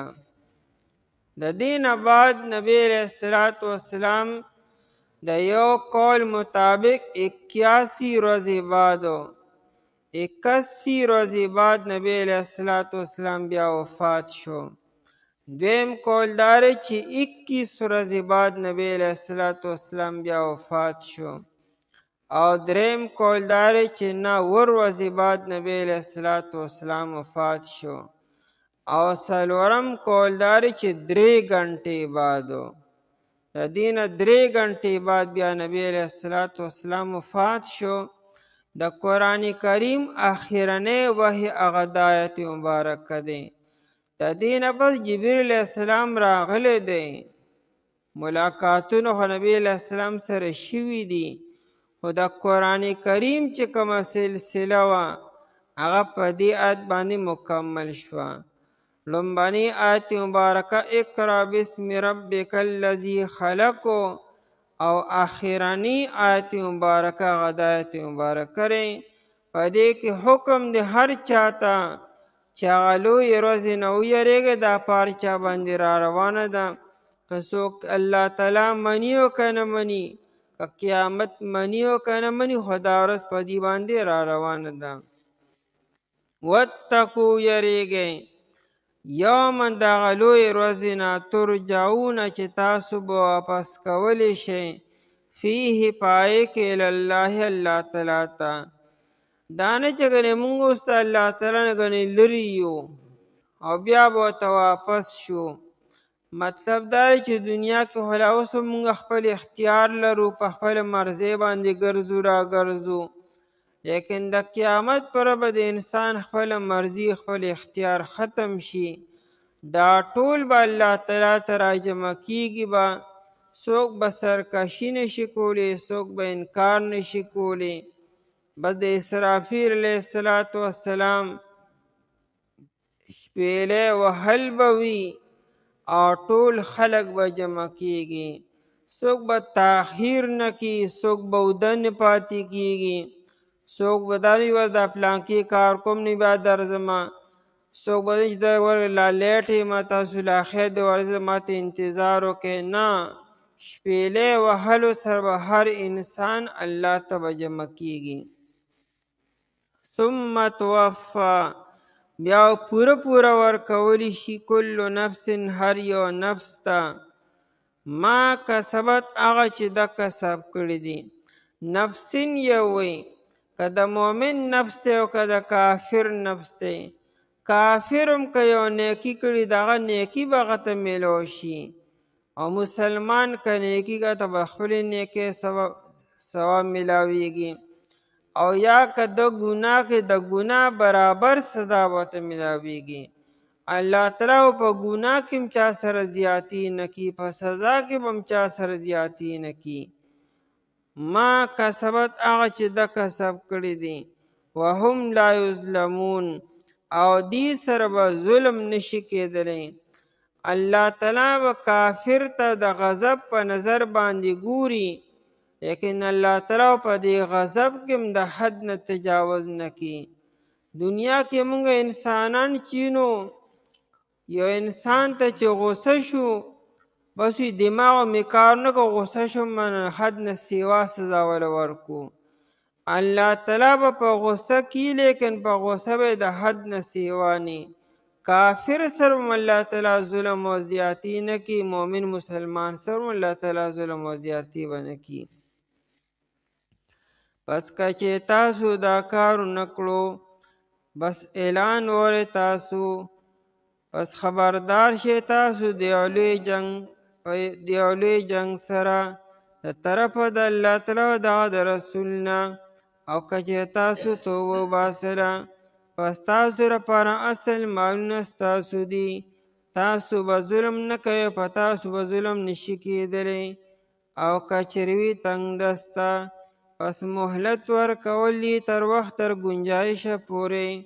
او دا چې تاسو صدقه وکئ غوره ده ستاسو لپاره که چې تاسو پوهیږئ او یریږئ د هغه لویې ورځې نه چې تاسو واپس کولی شئ په هغې کې الله تعالی ته. بیا پوره ورکولی شي هر یو نفس ته هغه چې د کسب کړي دي، او حال دا دی چې دې سره به ظلم نشي کېدلی. اعوذ بالله من الشیطان الرجیم. بسم الله الرحمن الرحیم. يا أيها الذين آمنوا إذا تداينتم بدين إلى أجل مسمى فاكتبوه وليكتب بينكم كاتب بالعدل ولا يأب كاتب أن يكتب كما علمه الله فليكتب وليملل الذي عليه الحق وليتق الله ربه ولا يبخس منه شيئا فإن كان الذي عليه الحق سفيها أو ضعيفا أو لا يستطيع أن يمل هو فليملل وليه بالعدل يا أيها الذين آمنوا ها کسانو چې ایمان وروړی دی اذا تداینتم کله چې تاسو خپله کې معامله کوئ بدین د قرضو الی اجل مسمن تر یو نیټې مقررې پورې فاکتبوه پس تاسو ولیکئ دې لره وليكتب بینکم او پکار دی چې لیکلو کې ستاسو منځ کې کاتب بالعدل یو لیکونکی په انصاف سره ولا یأب کاتب او انکار دی نه کی لیکونکی ان یکتب د لیکلونا کما علمه الله لکه څنګه چې الله تعالی علم ورکړی دته فلیکتب پس پکار دی چې دی لیکلو کی ولیملل الذی او املا دیو کی هغه سړی علیه الحق چې په ده باندې حق دی ولیتق الله ربه او ادیریږي د الله تعالی نه چې رب د دی ولا یبخس منه او کمی دی نه کی د دینا شیئا د سسیز فإن کان الذی علیه الحق پس کچری وی هغه سړی چې په هغه باندې حق دی سفیها کمکل او ضعیفا یا کمزوری او لا یستطیع یا دی طاقت نلری ان یمل هو دا چې دی املاو کی پخپلا فلیملل پس پکار دی چې املاو کی ولیه ولی ددو بالعدل په انصاف سره په آیت مبارکه کې د مالی معاملات اصول او احکامات بیانی قرآن کریم کې د تلاوت په اعتبار سره دا ټولو نه زیات اوږد آیت مبارکه دا دی د فضیلت او د درجاتو په اعتبار سره هو آیت الکرسی د ټولو لوی آیت دی او د الفاظ او د حروف او د تلاوت په اعتبار سره دا آیت مبارکه دی د دې آیت مبارکه باقاعده نوم دی دې ته آیت المداینه وایي دا د دې عنوان او نوم دی د مالکی فقه او امام دی ابن خویزمندادو هغه وی چې په دې آیت مبارکه کې تقریبا 30 احکامات ذکر شوي دي چې تاسو خپلو کې معامله کوئ که د نقد وي که د ادار وي که تاسو قرض ورکوئ چاله یا یو سودا کوي او د هغې پیسې د قرضو دي یا چې کوم سامان تاسو ورکوئ هغه قرض دی، په نیټه باندې دی. د قرآن کریم اصول داري چې دا تاسو لیکلو کې راولئ. ټیم مقرر کې، نیټه پکې مقرر کې، او باقاعده دستاویز تیار کې، سټامپ پیپر باندې لیکلو کې راولئ. بیا قرآن کریم د لیکلو فائدې بیانې. یو فائده داره چې سبا سو غلط بیانی به نه کي. سبا به دا نه وي چې تا دا ویلو ما دا ویلو، تا ماله په دې راکړو ما تاله په دې درکړو، یا نیټه کې به آگے پیچھے کیږي نه. دستاویز به موجودی، ثبوت موجودی، پای به گواهان موجودی، فریقین نمونو پکې ذکر شوي، عبارت به واضح او صفا به وي، اشتباه پکې نه وي، او چې څومره ټیم مقرر شوی پکې باقاعده لیکلی شوي. نو که سبا په فریقینو کې یو تن رستو کیږي، یا غلط بیانی کی یا انکار کی، نو دا بل فریق برولګي یا سبا ثبوت موجودی، هغه واضح سټامپ پیپر او دغه دستاویز به سره وي. هغه به جرګې ته او دارنګې عدالت کې به پیش کی قاضي مخې ته، او قاضي به دغه دستاویز تحقیق وکړي چې دا دستاویز واقعي صحیح دی او که نه دی. دا چمن غلط او 2 نمبر خو نه دی، جعلي خو نه دی. نو چې دای تحقیق وشي چې واقعي دستاویز صحیح دی. او د تحقیق به څنګه کیږي؟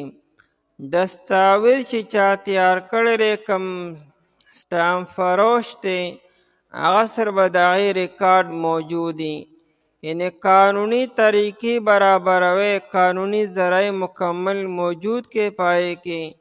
اب تحقیق وکړي، گواهان به موجودي، گواهان به گواهی وکړي. نو لہذا چې کوم فریق په غلطه باندې دی، هغه ته به سرزنش وشي او هغه ته به تنبیه وشي. آیت مبارکه کې ډېر واضح احکامات دي، بلکې خاص طور موجوده دور کې او آینده دور کې دې ډېر غټ ضرورت دی. ډېر مسائل چې مونږ ته نن سبا پیښیږي، هغه دې وجې نه چې مونږ د احتیاط پهلو او د احتیاط نه مونږ کار نالو. بس صرف زبانی اعتماد وکړو، اند اعتماد وکړو مونږ یو خپل دی، پردی دی، دوست دی او دا دی او هغه دی، او سبا لوی مسئلې پیدا شي. شریعت وی باقاعده تعاشروا کالاخوان وتعاملوا کالاجانب.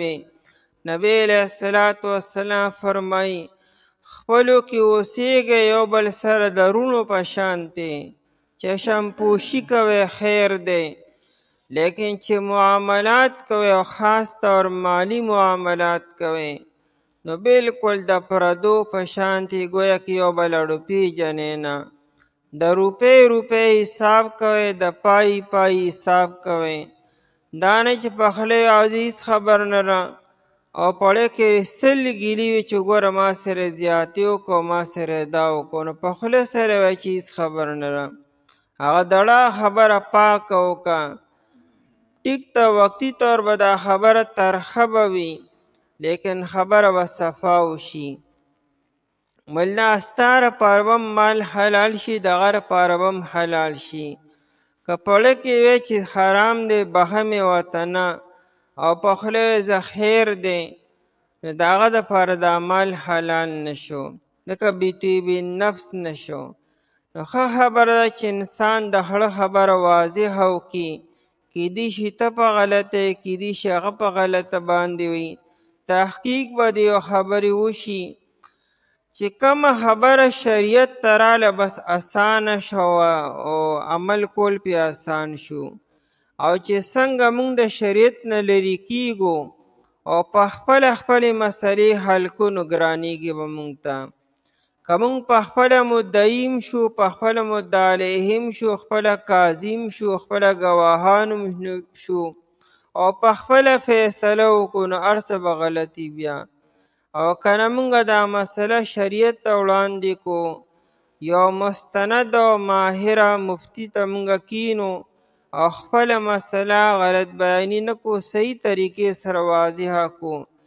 یقین وکړئ شریعت کې دومره آسان د هرې خبرې حل موجود دی، دومره په لږ ساعت کې به حل راشي او بهترین حل به وي. هیچا سره به ظلم نه کیږي، هیچا سره به زیاتی نه کیږي.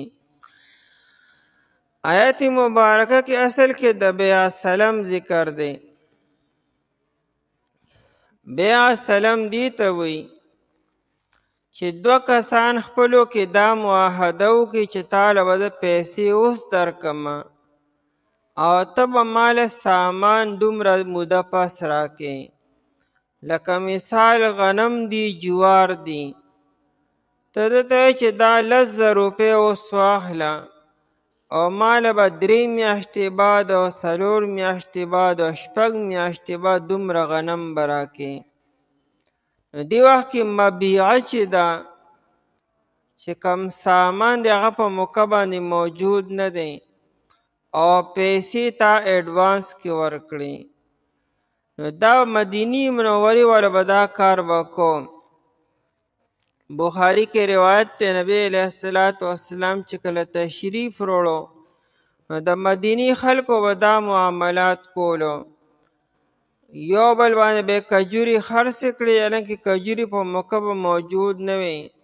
یو سړي به باغ کرلی و او د کجورو پخېدو کې په شکولو کې به 3 میاشتې 4 میاشتې 10 میاشتې به یا 6 میاشتې، او ده به ورته وایي چې زما نه اوس دا پیسې واله او ماله به دومره کجوري بیا چې کله وشو کې ماله به راکړي. دې ته بیع سلم وي.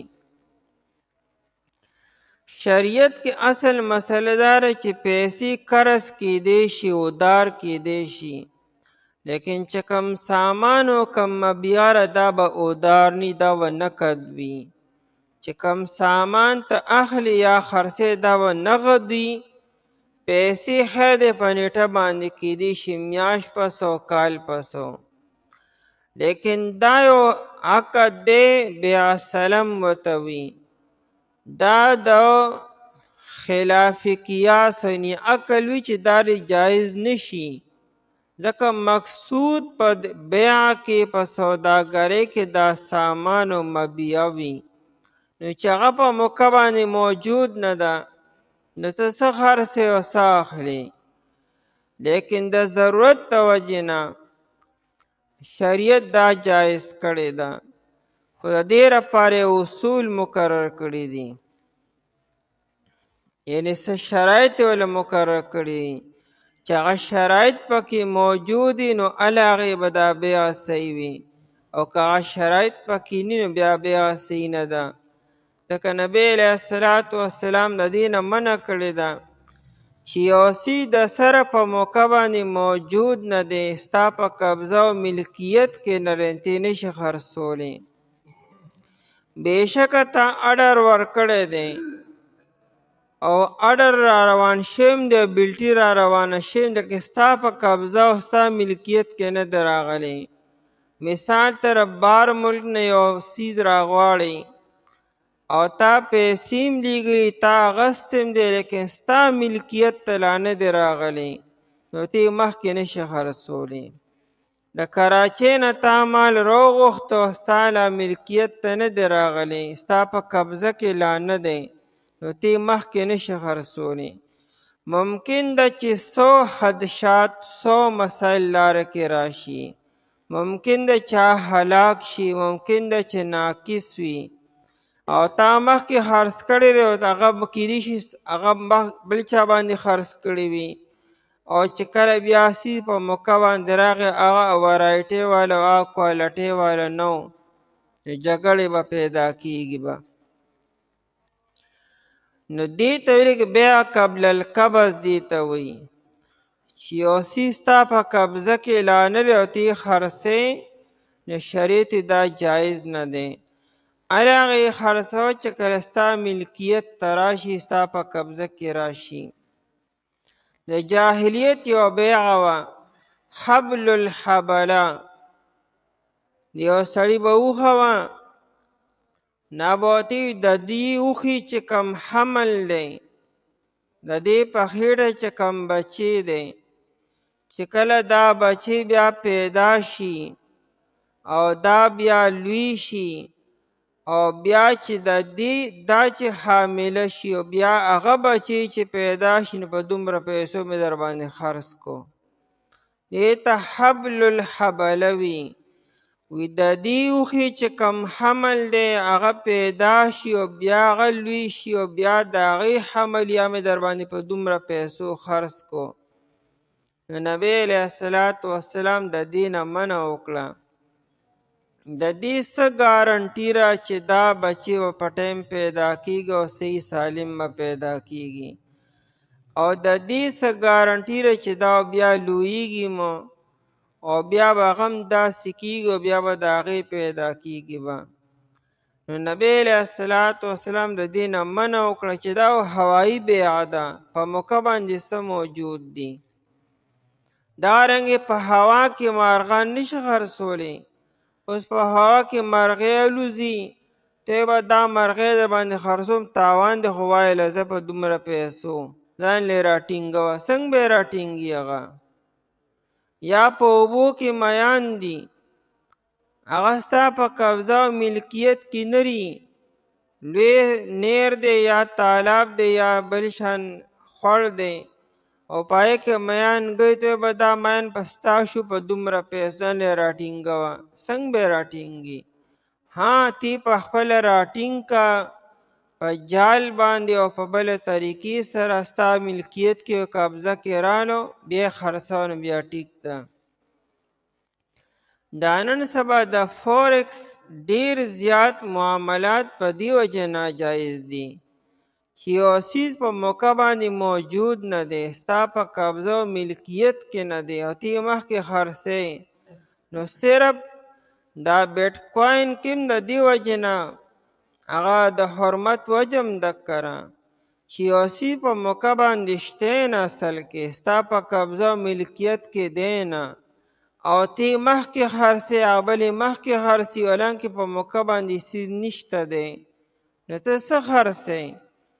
او که سبا یو سړی چې ماله دا څیز په کار دی نو په موقع باندې موجود نه دی، جګړه پیدا کیږي او نقصان به کیږي.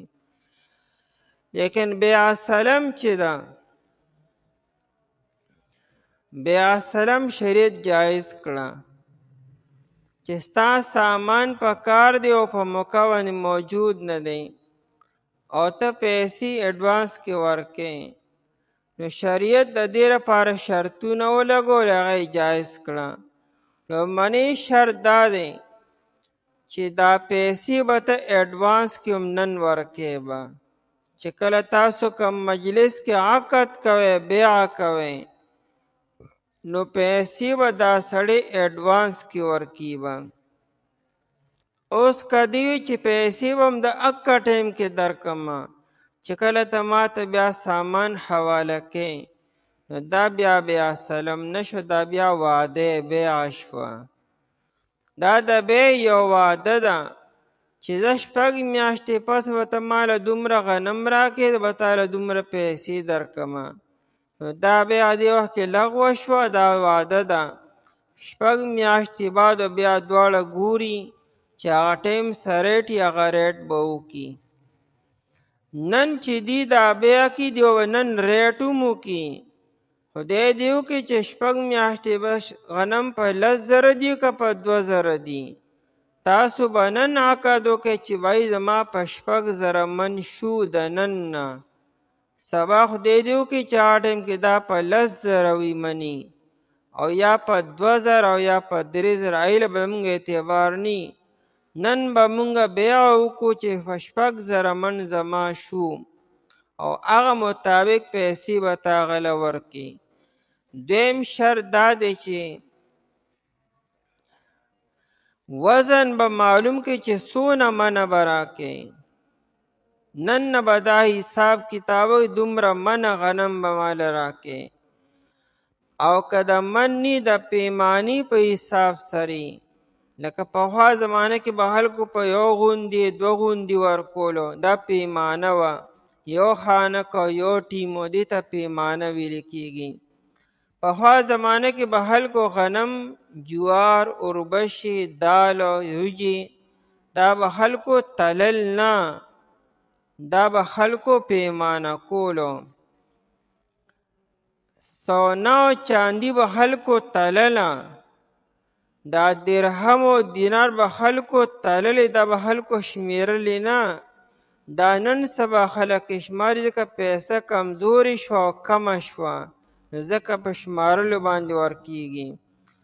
هغه زمانه کې د نبی علیه السلام په زمانه کې به دا خلکو تلله. خلکو دومره سیره سونا، دومره سیره چاندي دا به وي. اسی د اندازې لپاره به خلکو شمارله چې 10,000 درهم و 8,000 درهم و. لیکن معاملات به په دې نه کوي چې مال به دا په 10,000 درهم راکې، به خلکو تللو. نو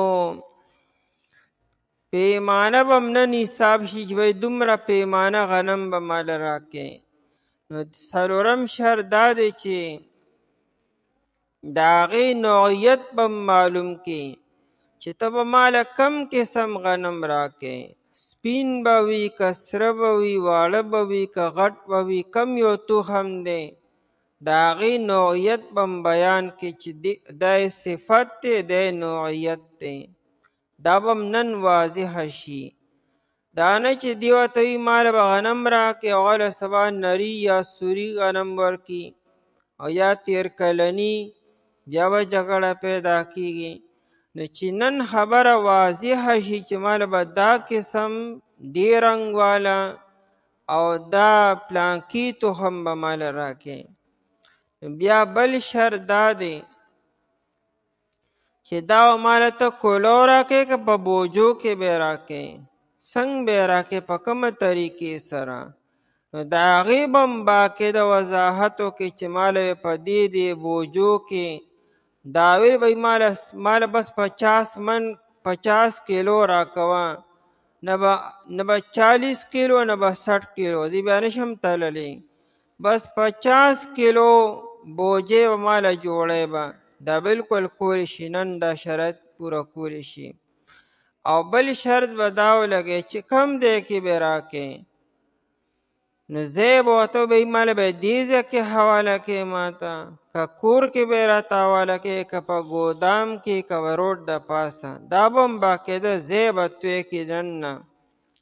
ځکه کیدی شي تا ته د غر ویښ ته راشي ځان له غنم اوسه، ته به هلته درځم، بیا به جګړه پیدا کېږي به وایي ماله یې دلته راوړه، وایي نه هلته ورپسې راشه، بیا به جګړه پیدا کېږي. شریعت وی چې جګړه به بالکل نه پیدا کوي په معاملاتو کې، نه به خپله دوکه خوري نه به بل له دوکه ورکوي، نه به خپله نقصان خوري نه به بل له نقصان ورکوي. نو دا به هم باقاعده توی شي چې په کم ځای کې به دا سیز ته ماته حواله کوي. او بیا به ټیم هم مقرر شي چې څومره ټیم بعدو، دا نه چې به در به کمه، در به کم کله به ورکې، نو ته باقاعده ووایه چې بای اخرنی ترې شلو شي، یا دا چې په پلانکي تاریخ باندې، نو فصل ټیم به مقرر کړي چې په دومره ټیم باندې. زمونږ امام ابو حنیفه رحمت الله علیه دی کې دا وی چې د کم سیز باره کې تاسو بیا سلام کوئ چې دا سیز په مارکیټ کې اویلیبلی موجودی، بیشک په دی وخت کې نشته او تا سره نشته، لیکن مارکیټ کې هغه شته دی. یعنې ته چې کله هم غواړې ته د مارکیټ نه راغستی شي او ده ته حواله کولی شي. دا زموږ امام صاحب وایي چې مثال غنم دی، نو په دنیا کې غنم شته او مارکیټ کې شته دی، بیشکه ستا خپله ځمکه نشته او نه ستا خپل غنم شته، خو ته مارکیټ کې را پیدا کولی شي او ده ته حواله کوې، بیا دا کافي ده. او کم سی چې د سره اویلیبل نه دی، د سره شته نه تا سره شته او نه مارکیټ کې شته، نو ته سره بیا سلام کې د کم ځای نه به اسمان نه به راکوزې ته بیا، یعنې ته به د کم ځای نه بیا حواله کوې به. یو څیز چې کم از کم په مارکیټ کې دستیاب وي او ته حاصلولی شي بیا ده ته حواله کولی شي، نو بیا د هغې بیا سلام صحیح ده. دا بیا سلام په غنمو کې هم په غلو دانو کې هم صحیح ده، میوو کې هم صحیح ده او په نورو مصنوعاتو کې هم کولی شي. مثال په خښتو کې، په دارنګې په سیخ کې او په لحه کې، په شګو کې او دارنګې په جامو کې، دارنګې پیزار کې، هر عصیزو چاہے که دا شرایط موجود وي او مارکیټ کې هغه موجود وي او سبا څه مسله پکې نه پیدا کیږي، پای کې ته بیا سلام کولی شي. نو قرآن وی دا ولیکئ تاسو چې دا معامله تاسو نن کوئ، دا لیکلو کې راولئ چې دا سړی به دله دونه پیسې نن ورکي او دی به له داسې دونه موده پس ورکي او په دې شرایطو باندې به ورته ورکي به او دومره ټیم بعد به ورکي به او په دې باندې دوه ګواهان هم جوړ کړي. یا ایها الذین آمنو، ای ها کسانو چې ایمان راوړی دی، مؤمنانو ته حکم دی حلال تجارت وکړئ چې په رزق کې برکت پیدا شي. نو مؤمنانو په دې باندې عمل کړي. کافران په دنیا کې د احکاماتو مکلف نه دي خو په آخرت کې مکلف دي. مطلب دا دی کافران په دنیا کې د حلال او د حرامو مکلف نه دي. دې ته لومړنی دعوت د ایمان دی. کافران که دنیا کې حلال او حرام چې ارسه کی نو کی دي، خو د قیامت په ورځ باندې به د کافر نم دا تپوس کی تا ایمان ولې نه دی راوړی او تا دا نیک عمل ولې نه دی کړی او تا دا حرام معامله ولې کړې ده او تا دا کار ولې دا دروغ دی ولې ویلو، دا دوکه دی ولې کړې وه. دا ټول دا احکامات دي خو کافر په آخرت کې مکلفي. او دلیل پې دا دی چې سوره مدثر کې الله جل شانو فرمایي چې کله دا کافران جنت ته راشي نو دوی ورته ما سلککم فی سقر قالوا لم نک من المصلین ولم نک نطعم المسکین وکنا نخوض مع الخائضین وکنا نکذب بیوم الدین. وی تاسو جهنم ته ولې راغلی؟ نو دوی وی موږ مونځ نه کو. نو مونځ خو په مسلمان فرض دی خو کافران به د قیامت پر دا تپوس به تاسو مونځ ولې نه کو؟ نو مطلب ایمان هم ولې نه راوړو مونځ هم ولې نه کو. نو د ایمان د نه راوړو ځان له سزا ده او د مونځ د نه کولو ځان له سزا ده. دا دروغ هم ولې وي. نو که یو سړی چې دروغ خو به مسلمان وي کافر و خیر دی کوایي، نو ټیک ته دنیا کې خو د کافر دپاره خیر دی خو په آخرت کې په دې بل هم سزا ورکي. هر تا دروغ ولې وي، دارنګې تا د دین تکذیب ولې کو، نو او تا مسکین ته او غریب ته او یتیم ته خوراک ولې نه ورکو. نو دا احکامات د مسلمان دپاره په دنیا کې دي خو د کافر دپاره په دې باره کې به هم ډېره سخته سزا وي. هغه دوه کسان چې مړه شوي وو، نبی علیه السلام د هغوی په قبر باندې تېرېدو. ابو داود شریف کې هم روایت دی او بخاري کې هم روایت دی. نبی علیه السلام صحابو سره په خپله اوښه باندې مخامخ یو دوه قبرونه وو. د نبی علیه السلام دا اوښه ویرېده او قریب و چې نبی علیه السلام راغورځېدلې وې. صحابو دا اوښه به لټه شوي نو نبی علیه السلام وی نه، وی دې دوه قبرونو ته عذاب ورکولی کېږي. بیا نبی علیہ السلام وی چې دا د چا قبرونه دي؟ نو وویل دا جاهلیت د زمانې د مشرکانو قبرونه وو، یا دا د یهودیانو قبرونه وو. نبی علیہ السلام وی دا یو چې دی وی دا دي ته عذاب د دومره لوی ګناه د وجې نه ورکولی کېږي چې دی ډېر لوی ګناه و چې دی ګنې ځان ته نه شو بچ کولی.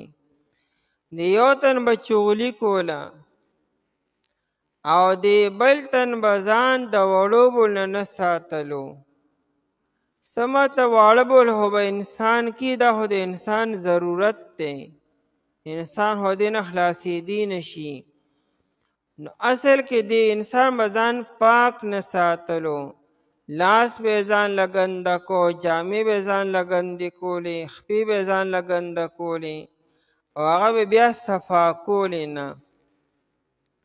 انسان نه که په خپلو وړو بولو یا د بل چا په وړو بولو باندې جامې ګنده شوې، لاس ګنده شو، دا به دی بیا وینځي. چې لاس دې ګنده شو وینځي نو دغه شان ګرځي، نو دغه سړي ته په دې خبره باندې عذاب ورکولی کېدو. نو سوال دا دی چې دا خو کافرانو هسې مو، نو دې ته د وړو بولو نه ځان نه ساتل او د چغلۍ د وجې نه عذاب ورکولی کېږي؟